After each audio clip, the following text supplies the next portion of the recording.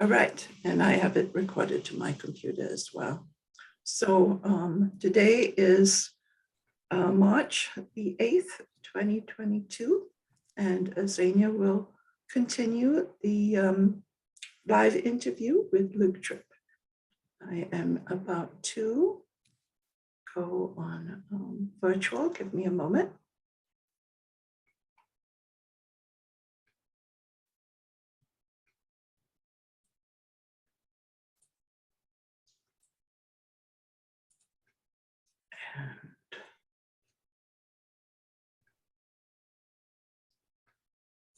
All yours, Azania.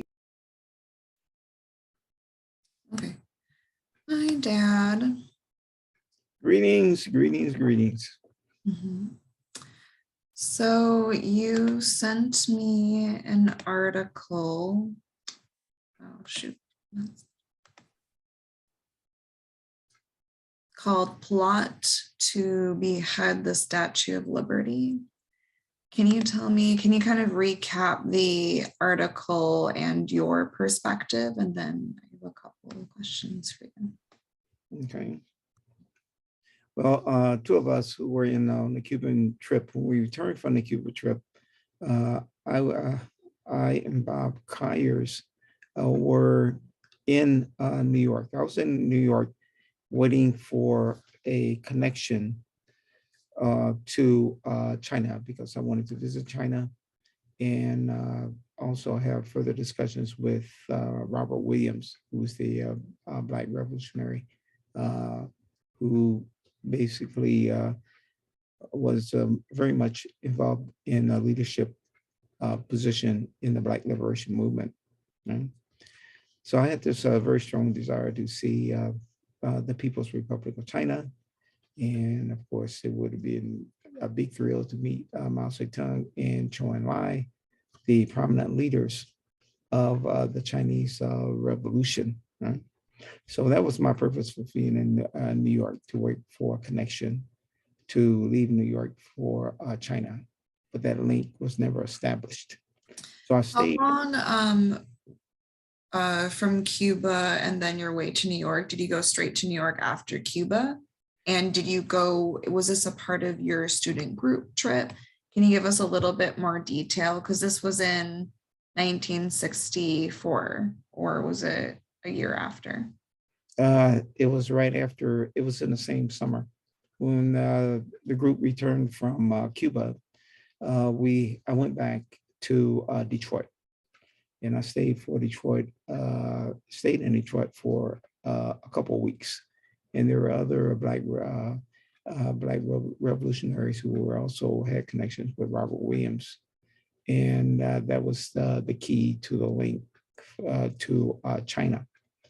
And what was Robin Williams' objective with being in China? What was intriguing? Why did you want to be there with him at that time?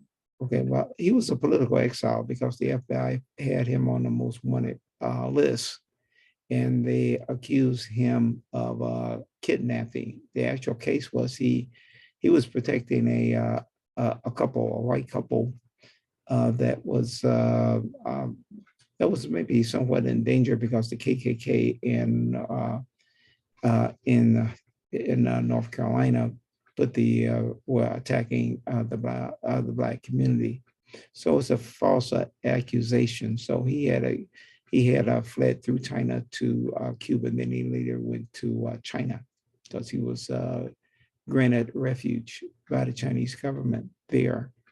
And as I mentioned in the last interview, our group met Robert Williams in Cuba, and that and so my thought was to hook up again with Robert Williams when he returned to China. So my purpose for being in New York was to get a link to go to China. And while I was there for maybe maybe about 3 months. I returned in I think it was around November. So September, October, and part of November, about 3 months. And so we were, Bob Kyers, who was also on the Cuba trip, we were staying with another Black revolutionary activist. And while we were there, we met some of the associates of Malcolm X, but we never met Malcolm X while we were in New York in 1964. But what happened is that since the contact was never materialized, I was frustrated. So I just returned to Detroit. Bob Collier sort of stayed with the brother who we were staying with. And there were a lot of infiltrations by the FBI and the agents and police agents. And what they were trying to do was ensnare a lot of Black revolutionaries and activists and they would basically create conspiracies, which were just plots of entrapment.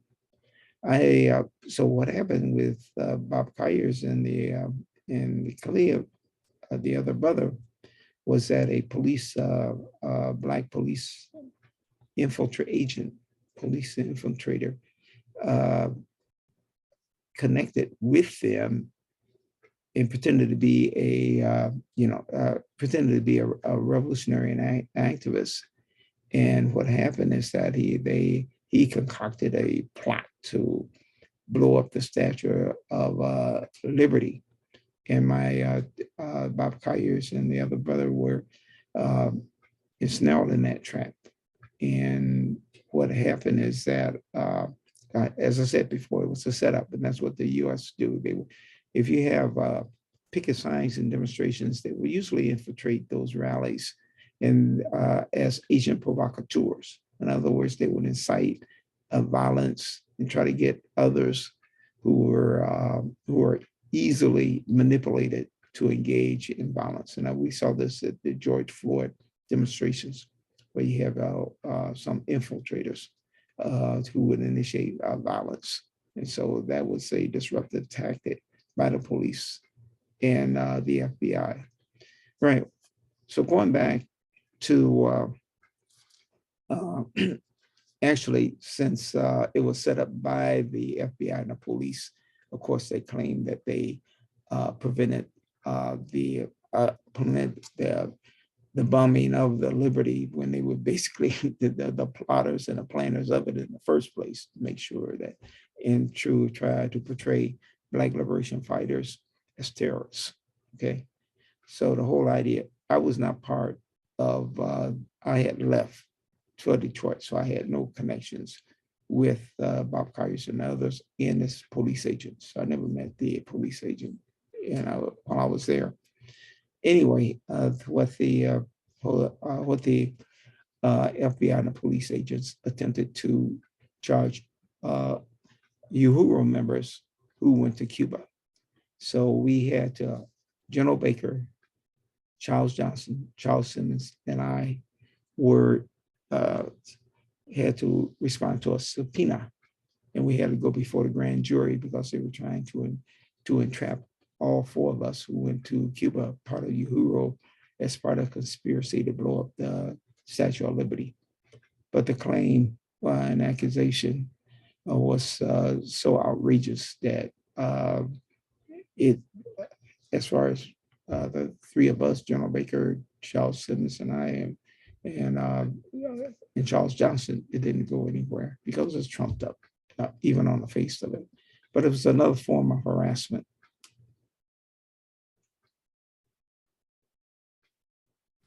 So let's backtrack a little bit.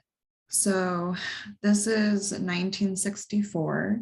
You've come back from Cuba, and you and your friends from UHURU are organizing again and talking about traveling internationally to China, correct? Only I was of the four, right? I was Charles Johnson, Charles Simmons, and General Baker were not trying to go to China. Only I was among the UHURU members. Okay. So you're in Detroit so what kind of inspired you or drove you to want to travel kind of immediately after coming back from Cuba? Well, I think one of my biggest revolutionary heroes was Mao Zedong. And I said that if I really thought that I could learn a lot from an organization and from a leadership that was able to organize 1/4 of the human population, right?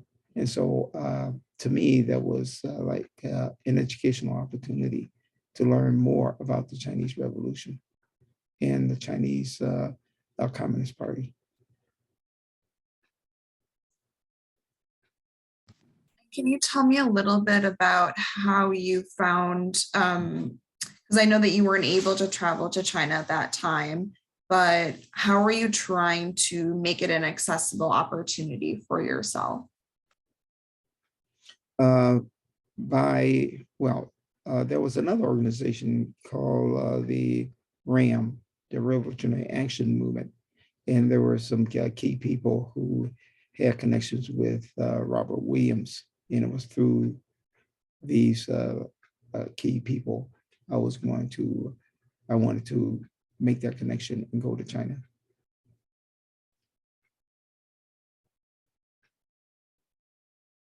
So can you tell me a little bit about who you were staying with in New York?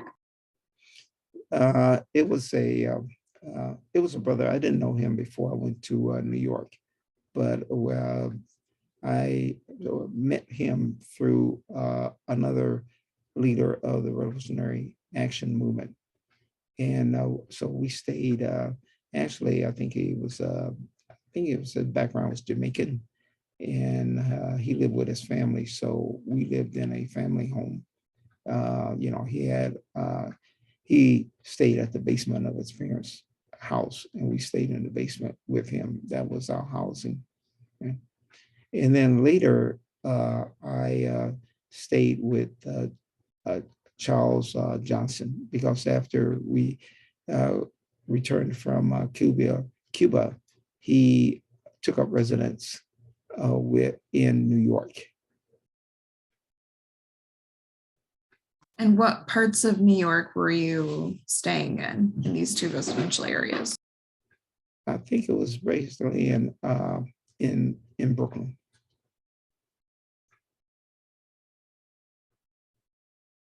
And you said in your article or in your bio that you had to take on different work to be able to support yourself since you were there for 3 months.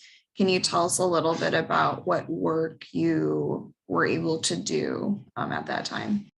I think Bob Colliers and I went to sought employment at a manpower company. The manpower company hired temporary workers. So we would go to the manpower company to seek temporary work. And so actually, when you go to the place, they may post some jobs that you may be able to do. So that was our form of employment while we were there. So what kind of work did that entail? Let me see, I remember things like manual labor, moving boxes, carrying things, just a multitude of different manual labor jobs that was basically physical labor. And since you said the previous work that you had done before as a young person, a lot of your coworkers were older Black men. Was that the same demographic that you were working with these labor jobs that you were doing in New York? No, it was basically a range of ages of men. And they were, I think on the whole, they were over 18. Right. But unlike the older men I worked with in Detroit, usually on the job, I didn't have sit around. It wasn't a lot of downtime that you sit around and have discussions. When I was in Detroit, when I was working at the car wash, there was a lot of downtime where cars weren't moving through the car wash. And so we had, so I was basically listening to their talk. So were there any notices that you did have, since maybe there wasn't a lot of like verbal dialogue that you were having, since you're saying that there wasn't a lot of downtime with that work at that time, but were there any notices that you had? Because it seems like it was very impactful for you to work with these older Black men and kind of understanding that you wanted to be in a different professional path. Well, when I had these interactions with the older Black men, I was basically in high school. Here I am, in 1964, I'm still a college student because I did not graduate from college until 1966. So at the point I went to Cuba, I had not earned my college degree. And when I was going to China, so it was, it was pretty much, I had completed maybe 2/3 of my college career. So in total, I was an undergrad for close to about 7 years. So when you were in New York, you weren't a current student at that time? No, I was not enrolled.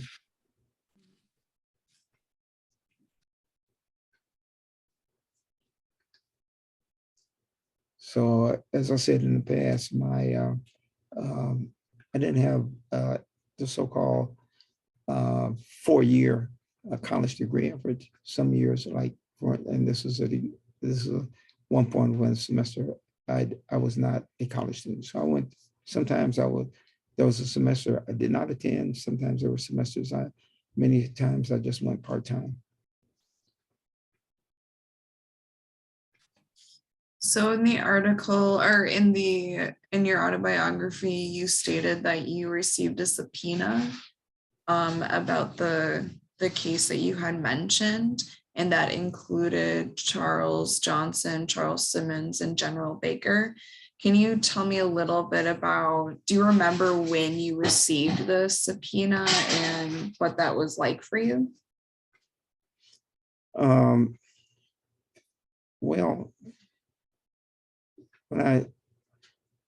it wasn't, it was sort of a surprise of being charged with a conspiracy that I wasn't aware of. We never talked we were there. There was no talk of any kind of activity, particularly any kind of activity involving violence. That was just a way station for me to get to China. And so it was surprising from that standpoint that, I would be kind of associated with some terrorist plot. Okay. So we had no choice but to go to New York to respond to the subpoena. And when we arrived, we did have a lawyer, right? It was not a lawyer we hired. At least we didn't. There was, I guess, some leftist lawyers, who involved in maybe the American Civil Liberties Union, about that. So we went there, and I remember, we were there at the hearing for maybe 1 day or two, and then the fact of the matter is that case wasn't taking further involving the UHURU members.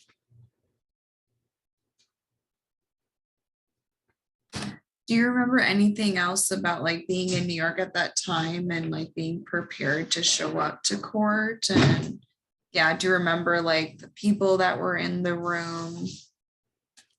No, the only thing I remember is the members of the grand jury were white. That's all I remember. I don't remember at this point too many of the details.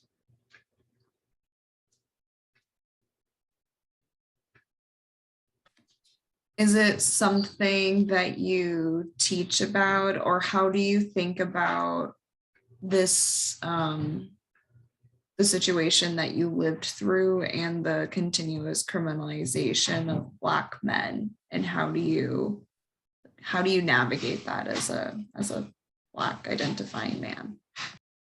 Well, I never mentioned this Statue of Liberty cases in my class. Not up to this point. As a matter of fact, in my class up until recently, I didn't talk too much about my personal history, in the movement. So that has changed in maybe in the last decade or so. But this is sort of a recent event. And to me, what about the grand jury? And to me, I just interpret that as how activists are persecuted and how the court system is used as a political instrument to suppress any dissent, right? And particularly those that are active dissent.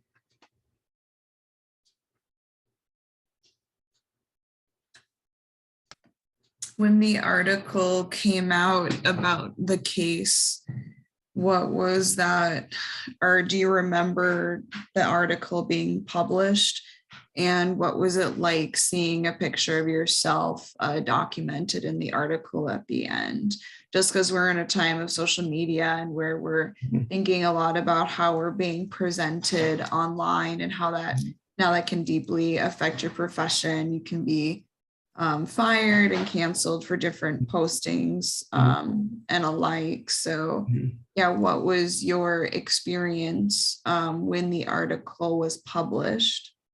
Could you talk a little bit about that and seeing your image kind of being used to demonize this movement through Black men? Right. When the article was published, I wasn't even aware that the article was published until fairly recently, several years ago. So we were just not considered to be part of that conspiracy. Yeah. So the publicity, and I don't know if they even mentioned all of our names in the article. They mentioned Bob Conyers and the other brother and the other agent, right?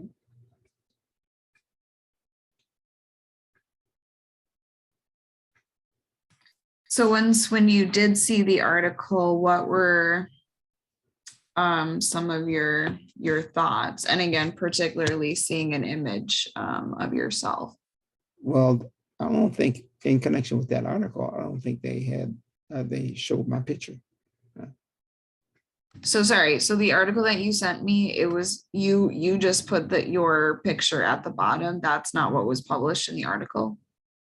Let me see. I'll look at it again, but no, I know my picture or any other, child were not associated. All right. Well, then I retract my words, and Okay. I don't want that to be recorded, Mom. So just because it's the wrong interpretation of the picture. Well, that's okay. I mean, we have to clarify things. You may ask the question on the assumption that they published my picture, but so we cleared it up, so we can just keep moving forward. It'll be stated in the video, and then when it gets edited, we'll make sure that that gets removed. Thank you.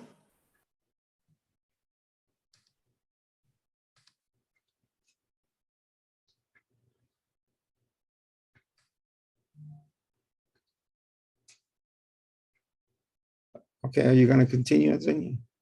Yeah. So when you were subpoenaed, who did you tell anyone in your family that was happening? No, I don't recall telling anybody in my family. So you're saying when you received your subpoena, you just kind of left for New York without telling anyone what was going on with you? That's right. I didn't share too much with my other family members, whether my older sisters were doing, like, I guess, married, raising their kids. Let me see, and Lucius was still studying medicine, and James and Richard were in college, and my parents were working. But no, I didn't. I didn't share too much in terms of what I was doing. So since did you have, or how did you cope with the situation? Since I mean, I'm assuming like maybe you felt like afraid, or since you had never, been subpoenaed before. Um, Well, you I know, had a previous engagement with the courts, as I said before, and I was arrested, in Detroit, for demonstrating, for rights, for human rights. That's essentially what we're demonstrating for. So no, I had no fear of the court system, and I think it was more, not so much courage that I didn't have fears, just that, I mean, maybe the anger, was a big thing. So I was very defiant. I had a very defiant kind of mood and orientation. so what did you do with this anger that you were feeling? And did you talk to like General Baker and Charles Simmons about you all having to go to New York together? I mean, what kind of discussions did you all have? We didn't have, I mean, all of us basically sort of expected that that's what the U.S. government does. If you get out there, all heroes like Robert Williams, how they tried to trump up charges against him and all. So we're just familiar with that's what they do. I mean, so we didn't, rehash and talk about our pain or something like that. No, we just went about. And when I returned to Detroit, I in that academic period, that semester, the one in the fall had was over, and then the spring semester. So since I still had not finished my degree, I enrolled back at Wayne State University and continued my studies to complete my studies. So how come you weren't able to go to China? What was the what were you waiting for 3 months? 3 months is also quite some time to wait. That's right. And that was one of my big mistakes, relying on somebody who said that they had the connections and it didn't materialize. And I waited and waited and waited. So I was frustrated that the link was not made. And so my lesson I learned is that I can't depend on or rely on just some loose promises. I have to have something much more concrete. And so that taught me a lesson about, and what was promised, or what were you expecting, or the expectations? I was expecting a way that, like, maybe air transportation to China. It's just like we got air transportation to Cuba, right? And I said, okay, maybe that same kind of link would be done to get to China. Say, okay, you got your passport, you got your things. So, okay, we got a flight for you, right? And here's how you can get to China. Well, it never happened. Right? So you got to be careful about, who to trust and what to believe in. And so once I knew that it seemed to be futile to wait in New York any longer, because that's the only reason I was in New York, period, then I decided to go back to Detroit. and finish my college education. Was there anything that was like the tipping point that you're like, okay, like this doesn't seem to be happening, that you decided to totally just back enroll into school? Yes, well, as I said before, Bob Cayers and I was staying with our friend in the basement of his parents' home, and I wasn't comfortable that staying there, staying, in a family, in someone's family. I thought I was, you kind of hang around there, you kind of feel you wearing out your welcome, right? I mean, that kind of dependency. So I didn't feel that. Then I stayed with Charles Johnson's a couple of weeks, and then I said, well, this is not working out. I don't want to be in this position of dependency. And I thought I'd given enough time for the hookup to happen. But since it didn't, I'd rather be in a place where I have more control and more decision making. So I made the move. So because of it, like access to stable housing and feeling comfortable, you were done living that experience. Well, the other thing, one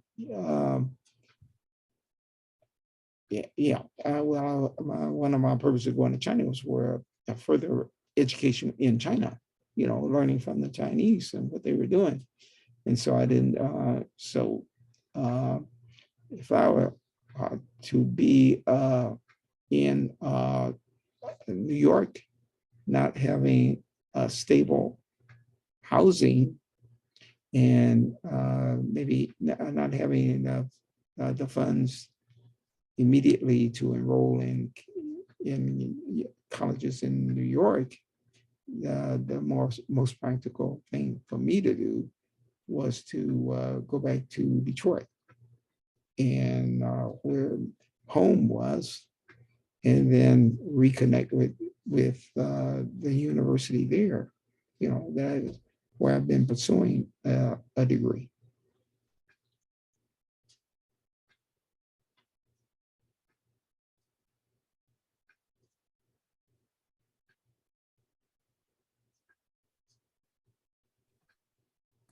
Is there anything else you want to add about your experience in New York?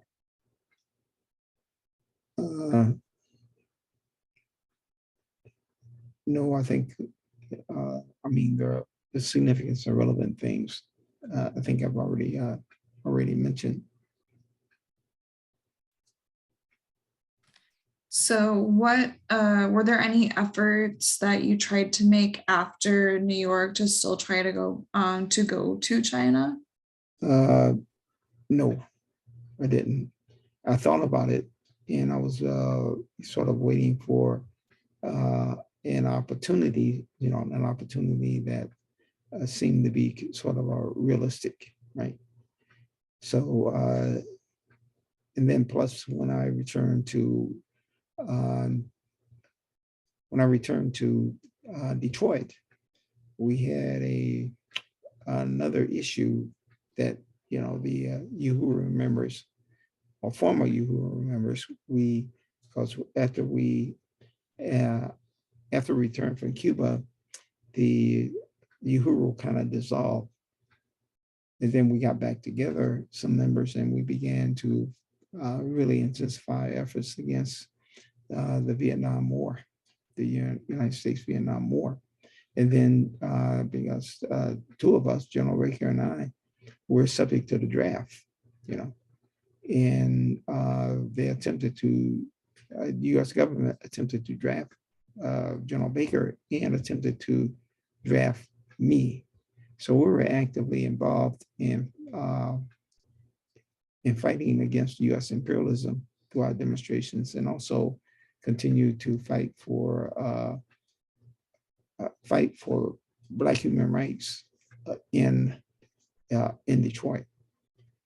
So what happened is this: when we organized the September 10th movement around the U.S. government's attempt to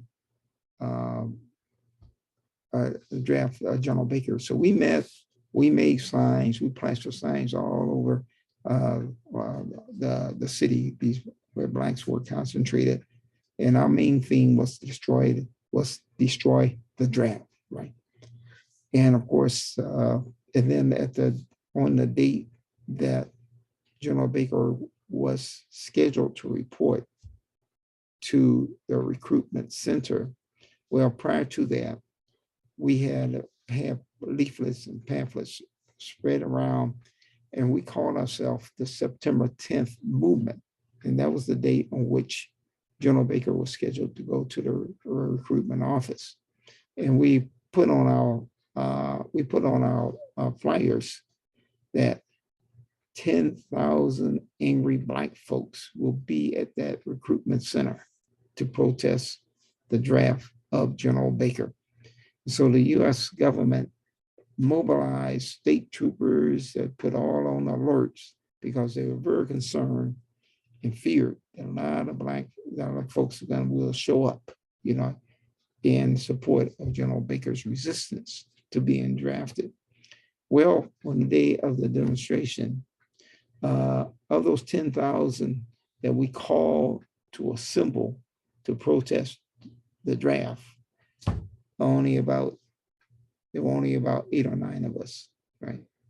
But we had, but it cost the U.S. government because they didn't know how many people were gonna show up, right? So they had everybody on standby, alerts, and mobilization, and so that was the level of their fear, that they were going to prepare all these resources to deal with 10,000 angry black folks. Okay, so we just exploited their fears of black folks.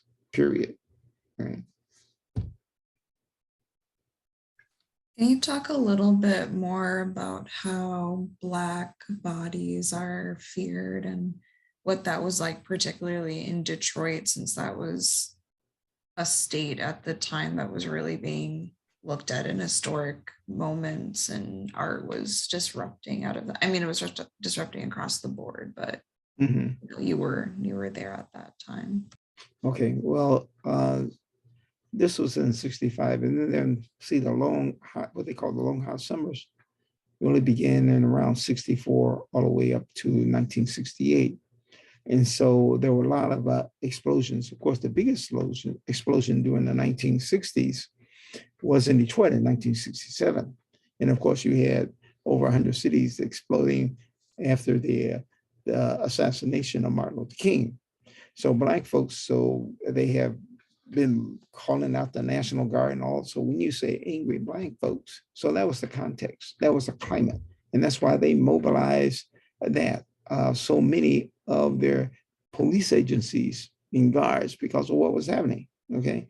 And they didn't know what, once you say angry black folks in a demonstration, automatically they're gonna bring in, they're gonna employ the repressive apparatus to put down these angry black folks, right? So getting back to your question about the fear of the black male body, that it's the way black people have been portrayed, even from as some like dangerous beasts, like some savage, some cannibal-like things. So as you know, that once you are cast as something that's uncivilized, something that's wild, something that's animalistic, right? And something that's a danger. So the black body has always, the US has kind of cultivated this image of black male bodies being a threat, right? And so, so sometimes you can exploit that representation and manipulate it. They use it as manipulation to instill fear in people that is justified to keep them in check. And black folks will say, we can manipulate it too. We go up there and, just like, some black teenagers, they may walk by some whites will say, "Ooh," you know, all that. They're gonna jump, right? You know, because they're already portrayed and all that. Play with them all. So people manipulate this image of fear, you know, in different How ways. has particularly with your identity around age, how has fear, other people's fear, like impact, or do you notice like people being more afraid of your body with age or less? Or how does age like affect people's fear on your body? Well, with the black male body, the most dangerous ones are basically those, you know, like young bodies, right? And I think I guess with you, when you're like walking around in St. Cloud, do you feel safer as an older Black man, or do you feel like there was, I guess, what stage with fears that you've lived? Was there any years that you're like, oh, you functioned in like more fear, or you functioned in more anger? As an older Black man, do you function in like maybe more peace of mind since you are more knowledgeable? Can you think of? well, as a young Black man, you know, maybe in your teens and maybe up to 30s, yeah, I think a lot of men have you know, like And I mean, for you, if you could tell me how you were feeling with your identity and how you were navigating it, because you have multiple intersectionalities in you, right? So how do you feel like you, because your identity is changing, how has your identity changed throughout the years? Yeah, let's answer that. okay. First, my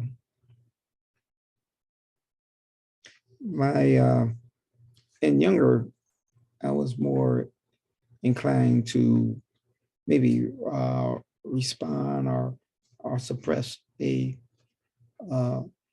physical response, right? So, you know, somebody go crossways with you, you know, you're more likely to get more inclined to get physical when you're younger, right? And then as an older person, slights and things still register, right? But a lot of times you make you more sort of judgmental, you know, you process stuff, right? And don't, and you may maybe suppress some urges, okay? But you're older and wiser now. And also, you also understand human behavior at a much deeper level, you know, I mean, infantile behavior. And you also know, as an older person, that there are a lot of people with some serious mental disorders, right? And some people say something and all the rest.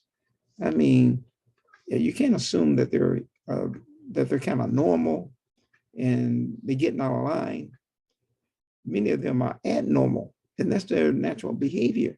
And so you have to, it's like somebody got post-traumatic, some kind of PTSD, post-traumatic stress disorder. a disorder, you know, somebody maybe, you know, a veteran or something. And, you know, it can be very dangerous when, you know, you can't reason with a lot of folks with a lot of mental problems. And so as an older person, you say, wait a minute, you know, you can't go up there and, you know, try to check somebody or say, well, why are you doing this? And that sort of thing. I mean, you can't assume that they're normal persons and they're acting out because of their emotional state. I mean, that might be just who they are in terms. Yeah, and then there's no such thing as like normal and abnormal, and Right. I mean, really, the access to healthcare, right? So knowing that people experience a lot of So severe what normal trauma. means doesn't mean that everybody, a normal is a range. And there's some people you can reason with, some people, they can kind of check themselves. Well, yeah, maybe And not other folks reasoning, don't- but and other people need folks- different forms of care. Okay. But Mhm. what I'm saying is essentially is that when you react to somebody, maybe somebody that got some real serious disorder, and they could be very, very dangerous, right? So Mhm. you go on up there and say, somebody said, yeah, well, say something to you. Maybe it's just best just to let that go and keep on, and ignore. Okay, so maybe with age, it seems that with like consistently being like a Black identified person, but with age and time, that you seem to give people more space, and kind of, it seems like what I'm hearing is like kind of picking the situations that you're kind of prepared to address based upon like your skills and capacity. Well, that's a very good way to put it. Yes. Mhm. Cool. Yeah, I think next time we talk, we should talk more about, do like a separate session about the being drafted. I think that would be a good thing to do. All righty. I've paused it right now at my end. I might have missed this, but this is not recording on my end. Did you address the